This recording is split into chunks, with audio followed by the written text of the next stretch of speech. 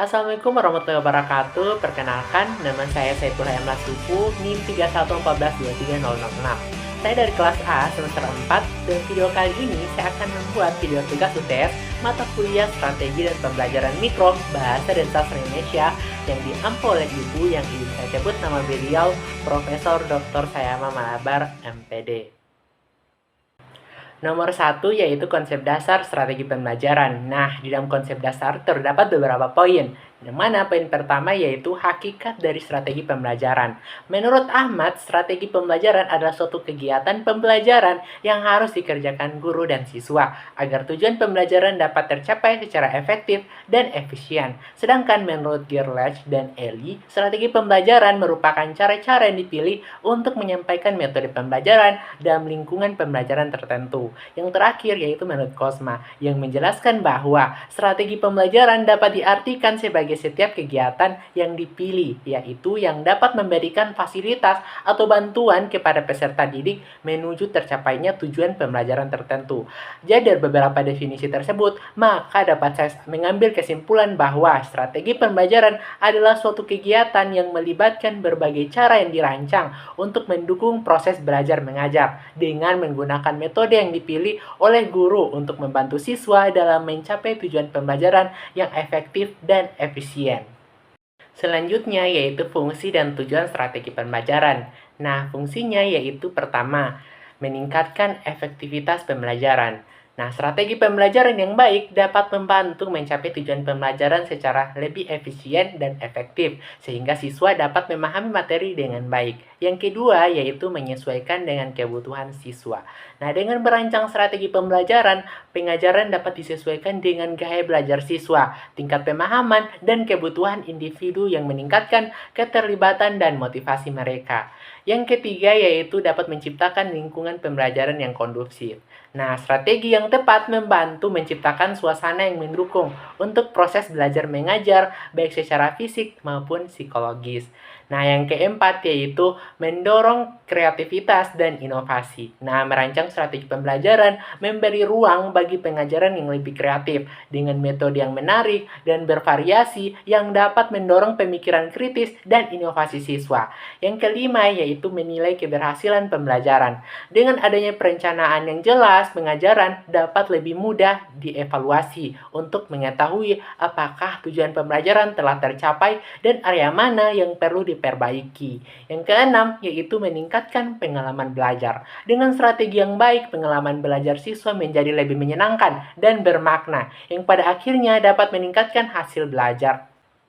Selanjutnya yaitu tujuan dari strategi pembelajaran, yaitu yang pertama yaitu dapat meningkatkan kemampuan berpikir tingkat tinggi siswa. Dengan strategi yang baik, siswa diajak untuk berpikir lebih kritis dan mendalam. Mereka tidak hanya mengingat informasi, tetapi juga belajar bagaimana menganalisis, menyusun argumen, dan memecahkan masalah yang lebih kompleks.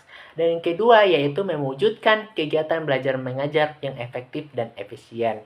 Nah, strategi pembelajaran yang tepat membuat proses belajar lebih teratur dan tidak buang waktu. Dengan cara ini, materi bisa disampaikan dengan jelas dan mudah dipahami, sehingga siswa bisa belajar dengan baik dalam waktu yang efektif. Yang ketiga yaitu dapat terciptanya kondisi pembelajaran yang positif. Nah, tujuan lainnya adalah menciptakan suasana belajar yang menyenangkan dan mendukung, sehingga siswa merasa nyaman dan tertarik untuk belajar. Dengan suasana yang positif, siswa lebih termotivasi dan siap menerima pelajaran. Yang keempat yaitu dapat memperoleh hasil belajar siswa yang tinggi. Dengan strategi yang tepat, siswa bisa mencapai hasil yang maksimal dalam belajar. Artinya, mereka bisa memahami materi dengan baik, melakukan tugas dengan baik, dan mendapatkan nilai yang lebih tinggi. Yang kelima yaitu dapat mengembangkan kreativitas dan inovasi. Strategi pembelajaran yang baik mendorong siswa untuk berpikir kreatif dan inovatif. Siswa diajak untuk berkreasi, mencoba hal baru, dan tidak hanya mengikuti cara-cara lama. Ini akan membantu mereka untuk menjadi lebih fleksibel dan dapat menghadapi tantangan dengan cara yang berbeda. Nah, selanjutnya yaitu perbedaan pengertian pendekatan, metode, strategi, teknik, dan model pembelajaran. Nah, yang ke-1 yaitu pendekatan pembelajaran. Pendekatan pembelajaran adalah cara atau perspektif dasar yang digunakan untuk memahami dan melaksanakan proses pembelajaran. Ini adalah kerangka besar yang menjadi dasar bagi teori pendidikan yang diadopsi oleh seorang pendidik. Nah, pendekatan ini menggambarkan bagaimana guru memandang peran siswa dalam pembelajaran. Apakah mereka lebih aktif, pasif, atau bekerja sama dalam kelompok. Kedua yaitu metode pembelajaran. Nah, metode pembelajaran ada cara atau prosedur yang digunakan oleh pengajar untuk menyampaikan materi pelajaran kepada siswa. Nah, metode ini berfungsi sebagai sarana untuk mencapai tujuan pembelajaran yang telah ditetapkan. Contohnya adalah metode ceramah, diskusi, atau demonstrasi. Ketiga yaitu strategi pembelajaran. Nah, strategi pembelajaran adalah rencana umum atau pendekatan yang lebih luas yang digunakan oleh guru untuk mengelola dan mencapai tujuan pembelajaran. Nah, strategi ini berfokus pada perencanaan keseluruhan dari proses belajar mengajar, termasuk cara untuk melibatkan siswa secara aktif dalam pembelajaran. Misalnya, jika tujuan pembelajaran adalah untuk mengembangkan kemampuan berpikir kritis, strategi yang digunakan bisa melibatkan diskusi kelompok atau mengerjakan proyek. Yang keempat yaitu teknik pembelajaran. Nah, dalam teknik pembelajaran adalah langkah-langkah praktis yang digunakan untuk menerapkan metode tertentu dalam situasi pembelajaran. Nah, teknik ini lebih rinci dan spesifik dibandingkan metode dan seringkali digunakan dalam penerapan strategi pembelajaran. Misalnya, jika seorang guru menggunakan metode diskusi untuk untuk mengajarkan sebuah topik, teknik yang digunakan bisa berupa pembagian siswa dalam kelompok kecil atau memberikan pertanyaan yang memicu diskusi. Yang kelima yaitu model pembelajaran. Nah, model pembelajaran adalah sebuah kerangka atau struktur yang lebih lengkap yang menggabungkan berbagai pendekatan, metode, strategi, dan teknik dalam satu kesatuan yang terorganisir dan sistematis. Nah, model ini memberikan gambaran keseluruhan tentang bagaimana pembelajaran harus dilaksanakan dari awal hingga akhir dengan memperhatikan setiap tahapan dan interaksi antara guru dan siswa. Selanjutnya yaitu perbandingan ragam metode, pendekatan, model, dan strategi pembelajaran. Nah, pertama di sini saya akan membahas dulu pada bagian ragam metode pembelajaran. Nah, yang pertama yaitu metode ceramah. Metode ceramah adalah metode di mana guru menyampaikan materi secara lisan kepada siswa. Dalam metode ini, guru berbicara sebagai sumber utama informasi dan siswa lebih banyak mendengarkan serta mencatat. Contoh pembelajaran, yaitu guru menjelaskan analisis teks sastra seperti puisi atau cerpen dengan fokus pada tema, struktur, dan makna yang terkandung di dalamnya. Nah, siswa di sini yaitu mendengarkan penjelasan guru dan mencatat informasi yang disampaikan. Yang kedua yaitu metode diskusi. Nah, metode diskusi di sini yaitu melibatkan percakapan terbuka antara guru dan siswa atau antar siswa. Dalam metode ini, siswa diberi kesempatan untuk saling bertukar pendapat dan ide, sementara guru bertindak sebagai fasilitator. Nah, contoh pembelajarannya yaitu siswa berdiskusi tentang tema atau tokoh dan pesan moral dalam novel Laskar Pelangi. Yaitu guru memfasilitasi diskusi dengan mengajukan pertanyaan yang merangsang pemikiran kritis siswa. Yang ketiga yaitu metode penugasan. Nah, metode penugasan di sini yaitu mengharuskan siswa untuk mengerjakan tugas tertentu, baik secara individu maupun kelompok. Tugas bisa berupa esai, presentasi, atau proyek yang mengarahkan pada penguasaan materi. Nah, contoh pembelajarannya yaitu seperti guru memberikan tugas kepada siswa untuk menganalisis sebuah puisi atau cerpen, kemudian menulis laporan atau melakukan presentasi tentang hasil analisis tersebut. Selanjutnya yaitu ragam pendekatan pembelajaran. Nah, dalam pendekatan pembelajaran terdapat beberapa pendekatan. Yang pertama yaitu pendekatan kontekstual. Nah, pendekatan di sini yaitu menghubungkan kontekstual materi pembelajaran dengan kehidupan nyata siswa.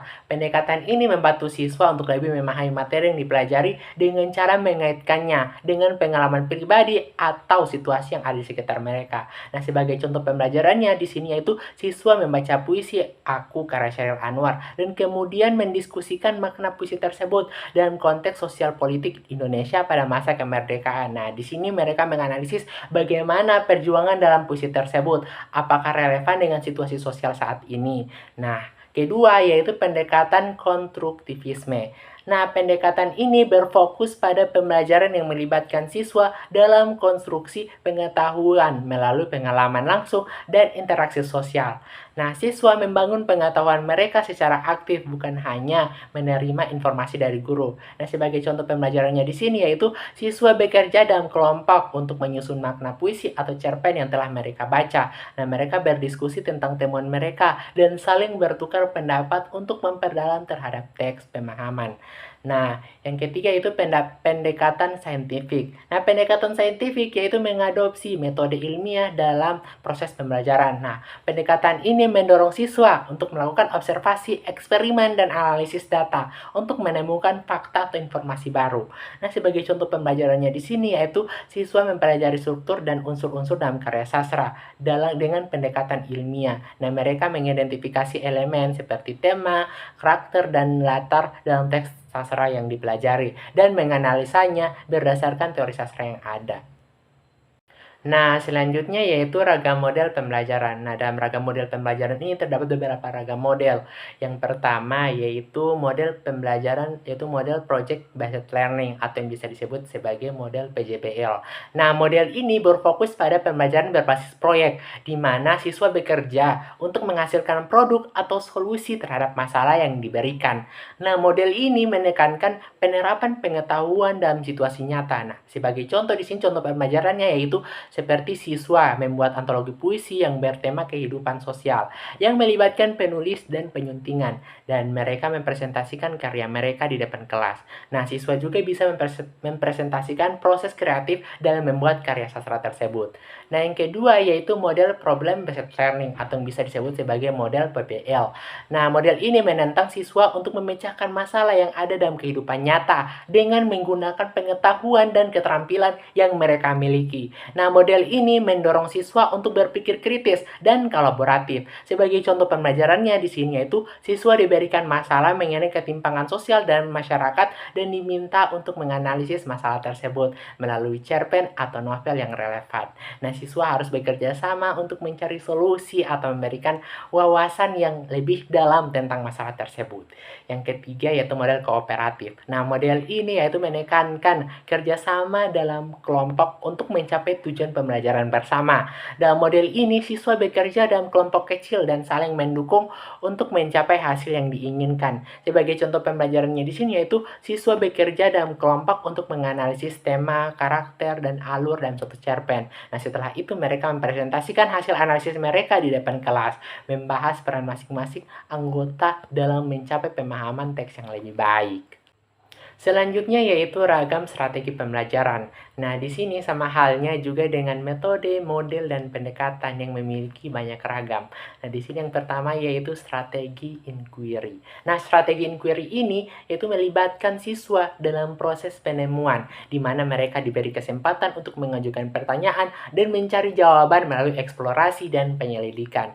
Nah, pembelajaran berbasis inquiry mendorong siswa untuk berpikir kritis dan aktif dalam mencari informasi. Sebagai contoh pembelajarannya di sini yaitu siswa membaca cerpen atau puisi dan kemudian diberi pertanyaan-pertanyaan yang mengarahkan mereka untuk menemukan makna tersembunyi atau nilai moral dalam teks tersebut. Nah, siswa di sini didorong untuk menyelidiki lebih jauh dan membagikan temuan mereka dalam diskusi kelas. Nah, yang kedua yaitu strategi kontekstual. Nah, strategi ini yaitu menghubungkan pembelajaran dengan kehidupan sehari-hari siswa. Nah, sehingga materi pelajaran menjadi lebih relevan dan mudah dipahami. Nah, sebagai contoh pembelajarannya di sini yaitu dengan siswa menganalisis cerpen atau puisi yang menggambarkan kehidupan masyarakat dan membandingkan dengan kondisi sosial yang ada di sekitar mereka. Nah, di sini guru mendorong siswa untuk melihat keterkaitan antara karya sastra dengan situasi sosial yang mereka hadapi. Nah, yang ketiga yaitu strategi kooperatif. Nah, strategi kooperatif di sini yaitu mendorong siswa untuk bekerja sama dalam kelompok kecil untuk mencapai tujuan pembelajaran. Nah, di sini setiap siswa memiliki peran aktif dalam pencapaian tujuan kelompok dan mereka saling membantu satu sama lain. Nah, sebagai contoh pembelajarannya di sini yaitu dengan siswa bekerja dalam kelompok untuk menganalisis teks sastra seperti Siti Nurubaya atau dengan mendiskusikan bagian-bagian penting dari teks tersebut dan menyusun presentasi yang memuat hasil analisis mereka. Nah, di sini setiap anggota kelompok bertanggung jawab untuk membahas aspek tertentu dari teks tersebut. Nomor 3 yaitu perbandingan model-model inovatif dan pembelajaran. Nah, model pertama itu model inquiry atau model penemuan. Nah, Piaget mengartikan pembelajaran inquiry sebagai pembelajaran yang mempersiapkan situasi bagi anak untuk melakukan eksperimen sendiri. Nah, model ini adalah pendekatan pembelajaran yang berfokus pada proses penemuan melalui pertanyaan-pertanyaan yang diajukan oleh guru atau siswa untuk merangsang pemikiran kritis dan menginvestigasi lebih dalam terhadap suatu topik. Nah, di sini ciri-cirinya dari model ini yaitu lebih menekankan pada eksplorasi dan eksperimen. Nah, proses pembelajaran berpusat pada pertanyaan dan siswa belajar secara aktif melalui penyelidikan.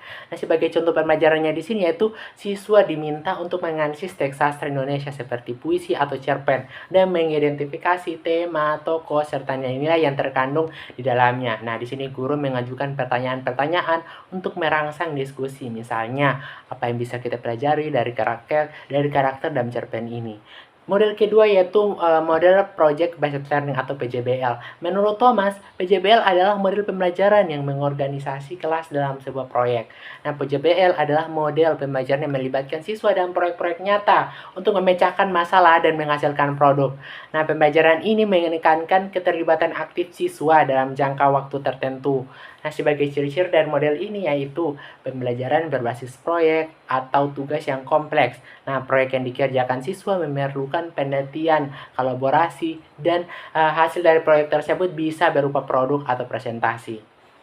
Nah, sebagai contoh pembelajarannya di sini yaitu siswa bekerja dalam kelompok atau membuat sebuah antologi puisi atau cerpen yang memuat karya sastra mereka sendiri. Nah, mereka menulis, mengedit, dan menerbitkan karya tersebut, serta mempresentasikan proses kreatif mereka dan mengevaluasi karya sastra yang ada. Dan yang model ketiga yaitu model Problem Based Learning atau PBL. Nah, menurut Egen dan Couchhatch, model ini adalah model pembelajaran Problem Based Learning adalah seperangkat model mengajar yang menggunakan masalah sebagai fokus pengembangan keterampilan pemecahan masalah, keterampilan materi, dan pengaturan diri. Nah, PBL adalah model pembelajaran yang berfokus pada pemecahan masalah nyata. Nah, siswa diberikan suatu masalah yang harus dipecahkan dengan menerapkan pengetahuan dan keterampilan yang telah mereka pelajari. Nah, di sini ciri-ciri dari model ini yaitu mulai dengan masalah atau tantangan yang relevan, siswa aktif dalam mencari solusi, pembelajaran berfokus pada proses pemecahan masalah, bukan hanya hasil akhir. Nah, sebagai contoh pembelajarannya di sini yaitu siswa diberikan masalah terkait dengan pemahaman teks cerita, misalnya memahami pesan moral atau konflik dalam karya sastra Indonesia. Nah, mereka bekerja dalam kelompok untuk menganalisis dan mendiskusikan masalah tersebut dan mencari jalan solusinya. Nah, model yang keempat yaitu model kooperatif. Menurut Rusman, pembelajaran kooperatif merupakan bentuk pembelajaran dengan cara siswa belajar dan bekerja dalam kelompok kecil secara kolaboratif. Nah, pembelajaran kooperatif adalah pendekatan di mana siswa bekerja dalam kelompok kecil untuk mencapai tujuan pembelajaran bersama.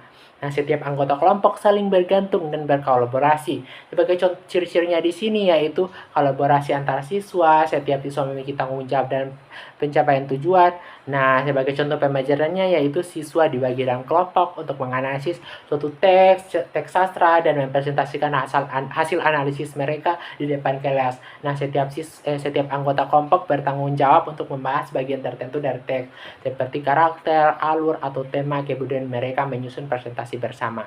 Nah, model kelima yaitu model kontekstual. Nah, menurut Mahdi dan Yusrizal menyatakan bahwa model pembelajaran kontekstual adalah pendekatan pembelajaran yang menekankan pada keterkaitan antara materi pelajaran dengan dunia kehidupan nyata peserta didik, sehingga peserta didik mampu menerapkan kompetensi belajar dan kehidupan sehari-hari. Nah, model kontekstual menghubungkan pembelajaran dengan konteks kehidupan sehari-hari siswa. Nah, pembelajaran ini lebih relevan karena disesuaikan dengan pengalaman nyata siswa, serta membuat siswa dapat lebih mudah memahami materi yang dipelajari. Nah, sebagai contoh pembelajarannya di sini yaitu siswa membaca dan menganalisis cerpen yang menceritakan kehidupan sehari-hari masyarakat Indonesia, lalu berdiskusi tentang relevansinya dengan situasi sosial budaya di sekitar mereka. Nah, di sini siswa diminta untuk membuat karya sastra yang mencerminkan isu sosial yang mereka hadapi dalam kehidupan sehari-hari mereka. Nomor 4 yaitu pendekatan deep learning. Nah, dalam pendekatan deep learning ini terdapat 3 pilar. Nah, pilar pertama yaitu mindful learning atau pembelajaran sadar. yaitu berfokus pada kesadaran penuh dalam proses belajar. Nah, hal ini mengacu pada kemampuan untuk benar-benar hadir dan berfokus dalam setiap momen pembelajaran tanpa terganggu oleh pikiran atau faktor eksternal lainnya. Nah, pembelajar berusaha untuk mengatasi gangguan dan memberi perhatian penuh pada pengalaman belajar yang sedang berlangsung. Nah, tujuannya di sini yaitu untuk membantu individu untuk lebih sadar dan terhubung dengan proses belajar mereka, itu meningkatkan fokus dan mengurangi stres atau kecemasan yang bisa menghalangi pemahaman. Yang kedua itu meaningful learning atau pembelajaran bermakna. Nah, meaningful learning terjadi ketika pembelajar dapat mengaitkan materi yang bisa dipelajari dengan pengetahuan atau pengalaman sebelumnya. Nah, hal ini melibatkan pemahaman yang lebih dalam terhadap materi, di mana informasi baru diintegrasikan dengan cara yang membuatnya relevan dan bermanfaat. Nah, tujuannya di sini yaitu untuk meningkatkan pemahaman dan aplikasi pengetahuan yang lebih baik dengan membangun hubungan yang kuat antara materi baru dan yang sudah dikenal, sehingga informasi lebih mudah diingat dan digunakan dalam konteks yang berbeda. Nah, yang ketiga yaitu joyful learning atau pembelajaran yang menyenangkan. Nah, pembelajaran yang menyenangkan ini mengacu pada pembelajaran yang dilakukan dengan cara yang menyenangkan, memotivasi, dan melibatkan emosi positif. Nah, pembelajar merasa antusias dan termotivasi untuk belajar karena mereka menikmati proses tersebut. Tujuannya di sini yaitu untuk menciptakan pengalaman belajar yang menyenangkan, yang dapat meningkatkan motivasi, mengurangi kecemasan, dan meningkatkan keberhasilan dalam pembelajaran. Nomor 5 yaitu konsep dasar pembelajaran mikro. Nah, dalam konsep dasar ini terdapat beberapa poin. Nah, poin pertamanya yaitu pengertian pembelajaran mikro. Nah, menurut Cooper dan Allen, yang mendefinisikan pembelajaran mikro atau micro teaching adalah suatu situasi pembelajaran yang dilaksanakan dalam waktu dan jumlah siswa yang terbatas, yaitu selama 5-20 menit, dengan jumlah siswa terbanyak yaitu 3 hingga 10 orang. Sedangkan menurut Waskito yang mendefinisikan micro teaching adalah suatu metode belajar mengajar atau dasar performance yang tekniknya dengan cara mengisolasikan komponen-komponen proses belajar mengajar sehingga calon guru dapat menguasai setiap komponen satu persatu dalam situasi yang disederhanakan atau dikecilkan. Nah, dari definisi tersebut, maka dapat saya simpulkan bahwa pembelajaran mikro atau micro teaching adalah suatu metode pengajaran yang dilakukan dalam waktu singkat antara 5 hingga 20 menit dengan jumlah siswa yang terbatas, yang mana dalam proses belajar mengajar diperkecil atau disederhanakan sehingga calon guru dapat fokus menguasai setiap komponen pengajaran satu persatu yang memungkinkan calon guru untuk melatih kemampuan mengajar secara lebih terfokus dan mendalam. Selanjutnya itu poin yang kedua yaitu karakteristik pembelajaran mikro. Nah, dalam Permenristek Dikti nomor 55 tahun 2017 mengidentifikasi beberapa karakteristik dari pembelajaran mikro, yaitu sebagai berikut. Yang ke-1 yaitu jumlah peserta terlibat terbatas, yakni 3-5 orang. Kedua yaitu durasi waktu kegiatan terbatas, yakni 10-20 menit. Yang ketiga yaitu materi ajarnya terbatas. Keempat, hanya satu keterampilan dasar mengajar yang diberikan. Yang kelima yaitu peserta yang terlibat adalah teman sejawat yang dijadikan sebagai siswa. Nah, yang keenam yaitu teman sejawat yang dilibatkan sebagai siswa bertugas untuk mengamati gaya mengajar temannya dan memberikan penilaian terkait keterampilan dasar mengajar yang digunakan sebagai bahan evaluasi dan umpan balik. Nah, yang ketujuh di sini yaitu pembelajaran mikro merupakan pembelajaran yang sebenarnya, sehingga praktikan wajib membuat rencana pembelajaran dan melaksanakan sesuai rencana. Nah, yang ke-8 ini yaitu pembelajaran mikro bukan merupakan simulasi, sehingga teman sejawat tidak diperlakukan sebagai peserta didik, namun menjadi teman sejawat, namun menjadi kedudukan sebagai siswa, agar menghindari perilaku teman sejawat yang dibuat-buat. Sehingganya menyebabkan proses pembelajaran mikro tidak dapat berjalan dengan baik. Nah, yang ke-9 yaitu pembelajaran diharapkan dapat direkam sehingga hasil rekaman tersebut dapat dijadikan sebagai bahan diskusi antar guru atau calon guru. Nah, dari ke-9 karakteristik tersebut, maka dapat saya mengambil kesimpulan bahwa kegiatan ini melibatkan jumlah peserta yang terbatas antara 3 hingga 5 orang dan durasinya singkat, sekitar 10 hingga 20 menit. Materi yang diajarkan juga terbatas dengan fokus pada satu keterampilan dasar mengajar saja. Peserta yang terlibat adalah teman sejawat yang bertindak sebagai siswa yang mengamati gaya mengajarnya temannya dan memberikan penilaian serta umpan balik untuk evaluasi.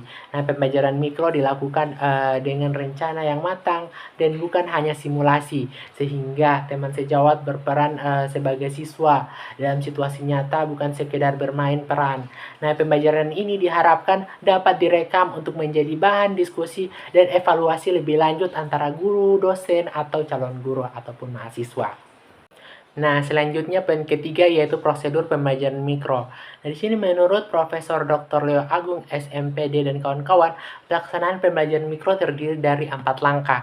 Yang pertama yaitu persiapan, penampilan, observasi dan perekam, dan yang terakhir yaitu refleksi.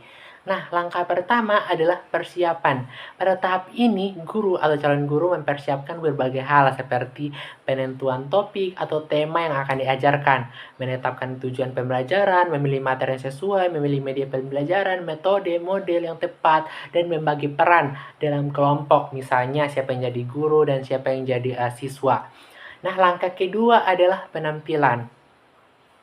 Nah, pada langkah ini adalah tahap ketika guru atau calon guru melakukan pengajaran di depan kelompok kecil. Nah, prosesnya dimulai dengan kegiatan pembuka, dilanjutkan dengan penyampaian materi atau isi pembelajaran, dan diakhiri dengan kegiatan penutup. Nah, langkah ketiga adalah observasi dan perekam. Pada tahap ini, peserta yang terlibat mengamati proses pembelajaran dan merekamnya, sehingga dapat digunakan untuk evaluasi lebih lanjut. Nah, langkah yang terakhir yaitu refleksi atau langkah keempat adalah refleksi. Nah, setelah proses pembelajaran selesai, guru atau calon guru atau mahasiswa dengan dosennya bersama teman sejawat akan melakukan refleksi untuk mengevaluasi apa yang sudah berjalan dengan baik dan apa yang perlu diperbaiki dalam pengajaran yang dilakukan. Nomor 6 yaitu menganalisis 8 keterampilan dasar mengajar. Keterampilan pertama yaitu keterampilan membuka dan menutup pelajaran. Keterampilan membuka yaitu kegiatan awal yang dilakukan oleh guru dalam kegiatan belajar mengajar untuk menciptakan prokondusi bagi siswa agar mental maupun perhatian terpusat pada apa yang dipelajari. Contohnya mulai dari mengucapkan salam, menyapa, mengecek kehadiran, memberi motivasi, dan memberikan persepsi. Sedangkan keterampilan menutup yaitu kegiatan yang dilakukan oleh guru untuk mengakhiri pelajaran. Contohnya memberikan kesimpulan materi yang dipelajari, melakukan refleksi, memberi tahu materi lanjutan, memberi tugas jika perlu, dan menutup dengan salam. Kedua yaitu keterampilan menjelaskan, yaitu proses penyajian informasi secara lisan dengan cara yang jelas, sistematis, dan mudah dipahami oleh siswa. Contohnya yaitu menjelaskan materi pelajaran dengan menggunakan bahasa yang sederhana dan mudah dimengerti, serta memberi contoh yang relevan. Ketiga yaitu keterampilan bertanya. Nah, keterampilan bertanya di sini terdapat 2 pertanyaan, yaitu pertanyaan dasar, yaitu pertanyaan yang diajukan untuk menguji pemahaman dasar siswa mengenai materi yang dipelajari. Nah, sebagai contoh misalnya yaitu siapa saja tokoh yang ada dalam cerita fabel ini. Nah, pertanyaan ini bertujuan untuk memastikan siswa mengidentifikasi tokoh dalam cerita fabel. Nah, pertanyaan lanjutan yaitu pengubahan susunan tingkat pemikiran dalam menjawab pertanyaan. Nah, pengaturan urutan pertanyaan yang tujuannya untuk mengarahkan pemikiran yang lebih dalam. Nah, contohnya misalnya apa yang terjadi dalam cerita fabel ini. Nah, pertanyaan ini untuk mengetahui apakah siswa dapat menyimpulkan inti dari cerita fabel ini. Nah, yang keempat yaitu mengadakan variasi. Nah, variasi dalam mengajar meliputi penggunaan variasi suara, cepat, tinggi, dan rendahnya nada bicara, kesenyapan dan kebisuan guru seperti setelah mengajukan pertanyaan, guru diam sejenak untuk memberi waktu siswa berpikir dan menjawab, variasi dalam ekspresi guru seperti tersenyum saat memberi pujian pada siswa, berpindah posisi guru seperti berpindah tempat berdiri ke tempat lain, nah mendekati siswa yang sedang berdiskusi dan jangan hanya menonton pada satu tempat saja. Nah, yang kelima yaitu memberi penguatan. Nah, penguatan adalah segala bentuk respon secara verbal maupun nonverbal yang tujuannya untuk meningkatkan perhatian siswa terhadap pelajaran, merangsang dan meningkatkan motivasi belajar siswa. Nah, sebagai contohnya di sini yaitu seperti jika ada siswa yang menjawab setelah kita bertanya, bisa kita beri penguatan dalam bentuk pujian, tepuk tangan maupun penghargaan. Yang keenam yaitu pengelola kelas. Pengelolaan kelas adalah keterampilan guru untuk menciptakan dan memelihara kondisi belajar yang optimal dan mengembalikannya bila terjadi gangguan dalam proses belajar mengajar. Nah, contohnya seperti sebelum pelajaran dimulai, guru memastikan kelas dalam kondisi tertib dengan memberi arahan yang jelas tentang aturan kelas seperti tidak berbicara pada saat guru menjelaskan, mengelola kelas. Bisa juga dengan menyusun ruang kelas dengan penataan tempat duduk yang memudahkan interaksi, dan jika ada siswa yang tidak fokus dan mulai bermain saat guru berbicara, kita harus sabar menanggapi dengan pendekatan yang tenang agar tidak menimbulkan ketegangan. Nah, keterampilan yang ketujuh yaitu mengajar kelompok kecil dan perorangan. Nah, pengajaran kelompok kecil dan besar memungkinkan guru memberikan perhatian terhadap setiap siswa serta terjadinya interaksi antara guru dan siswa. Nah, sebagai contohnya di sini yaitu dengan melakukan pendekatan pada setiap siswa maupun kelompok kecil seperti datang ke kelompok-kelompok dan menjelaskan ke kelompok-kelompok yang tidak paham. Nah, yang ke-8 yaitu membimbing diskusi kelompok kecil. Nah, diskusi kelompok adalah suatu proses yang melibatkan sekelompok orang dalam berinteraksi.